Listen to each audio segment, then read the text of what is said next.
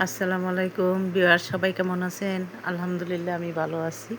দেখতে পাচ্ছেন আমার গাছের এই যে জলপাই পাড়তেছে আমার বড় ভাই।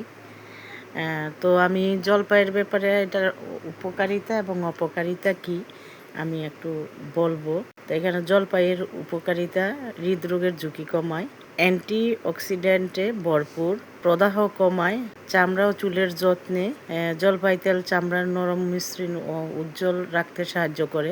এটি চুলে পুষ্টি যোগায়, খুশকি কমায় এবং চুল শক্তিশালী করে।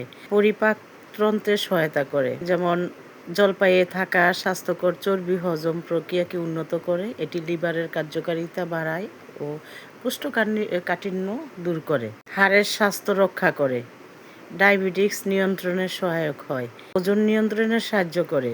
ক্ষতিকর সতর্কতা যেটা, অতিরিক্ত পরিমাণে জলপাই তেল খেলে ক্যালোরি বেড়ে যেতে পারে। বাজারে সংগৃহীত জলপাইয়ে অনেক সময় অতিরিক্ত লবণ দেওয়া হয়, তাই উচ্চ রক্তচাপের রোগীদের সীমিত পরিমাণে খাওয়া উচিত।